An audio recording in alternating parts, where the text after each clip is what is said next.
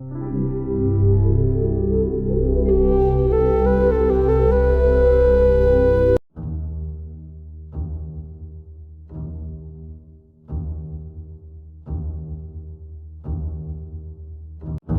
upon a time, in a small coastal village, there lived a boy named William.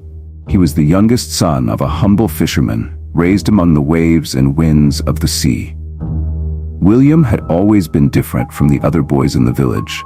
While they enjoyed games on the shore, he found solace in the mysterious depths of the ocean. He would spend hours by the water, staring out at the horizon, feeling as though something was calling to him from beyond the waves.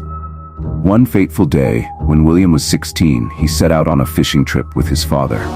The sea was calm at first, but as the day wore on, a strange fog rolled in. The air grew thick, and the sea churned with a restless energy. Suddenly, their small boat was caught in a powerful current. His father, experienced and strong, fought to steer them to safety, but the storm was fierce and the boat capsized, tossing both father and son into the tumultuous sea. William struggled to stay afloat, the waves crashing over him, dragging him deeper into the abyss. Just when he thought all hope was lost, he saw a figure approaching him through the murky water. At first he thought it was a large fish or perhaps a dolphin, but as it came closer, he realized it was something far more magical. A beautiful girl, with long flowing hair and shimmering blue-green scales where her legs should have been, swam toward him. Her eyes sparkled like the stars, and her voice was as soft as the whisper of the sea. "Do not be afraid," she said, her voice echoing in his mind. "I will save you." Without hesitation, the girl wrapped her arms around William and pulled him to the surface, guiding him through the storm. In what seemed like moments, they were far from the wreckage, the storm clearing as quickly as it had come. She led him to a hidden cove where the water was still and peaceful, and laid him gently on the shore. "You are safe now," she whispered, gazing at him with a soft, sad smile. "But you must never tell anyone of what happened here." Before William could respond, the girl turned and disappeared beneath the waves, leaving him bewildered and breathless. Weeks passed, and life in the village returned to normal. William's father had survived the storm, though barely, and the two of them resumed their daily fishing trips. But William could not forget the mysterious girl who had saved him. He returned to the cove every evening, hoping to catch a glimpse of her, longing to thank her for saving his life. One evening, as the sun dipped below the horizon, casting a golden glow over the water, William saw her again. She appeared silently, her head just above the water, watching him from a distance. Over the next few days, they began to speak. Her name was Marina, and she was a mermaid, pipe-bound to the sea, but drawn to the world above. As time passed, their bond deepened. William would sit by the shore, sharing stories of his life on land, while Marina told him tales of the deep, of ancient creatures and forgotten kingdoms hidden beneath the waves.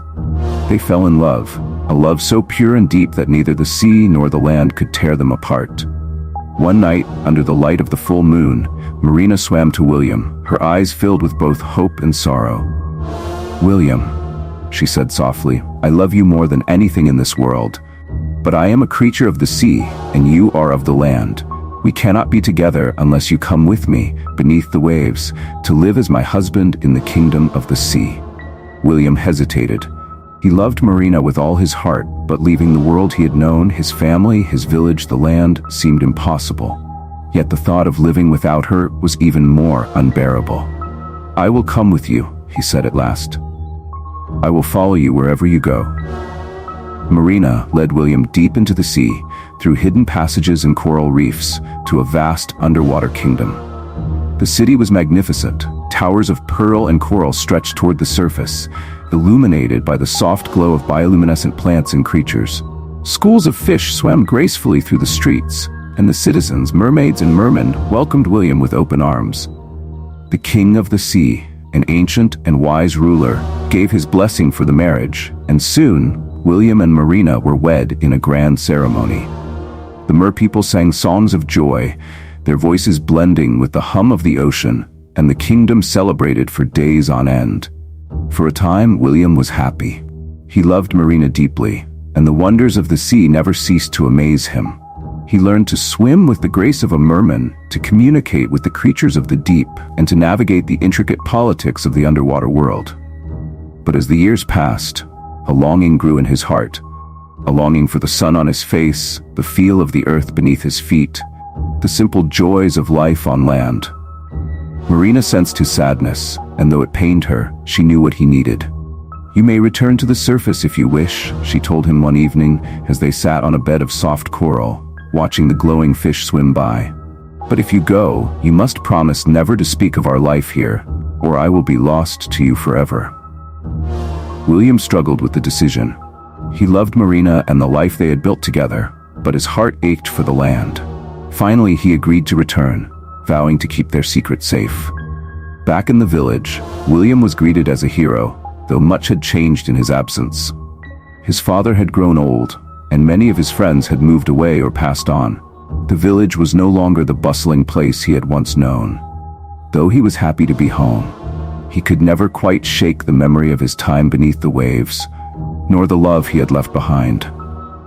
For years, William kept his promise, living quietly in the village, always keeping his memories of Marina close to his heart. But as time wore on, the weight of the secret grew heavy.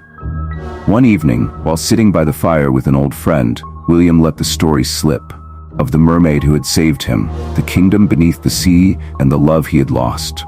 As soon as the words left his lips, a cold wind blew through the room, and the sea outside roared with fury. William rushed to the shore, calling Marina's name, but the waves crashed violently against the rocks, drowning out his cries. He waited by the cove for days, hoping she would return, but Marina was gone, lost to him forever. Years passed, and William grew old. He never married again, for no one could take Marina's place in his heart. On stormy nights, when the wind howled and the sea raged, the villagers would find William standing by the shore, staring out at the water, as though waiting for someone to return. And though he never saw her again, he would sometimes hear her voice in the waves, soft and distant, calling his name. The boy who had married a mermaid would always belong to the sea. For love, like the ocean, has no boundaries.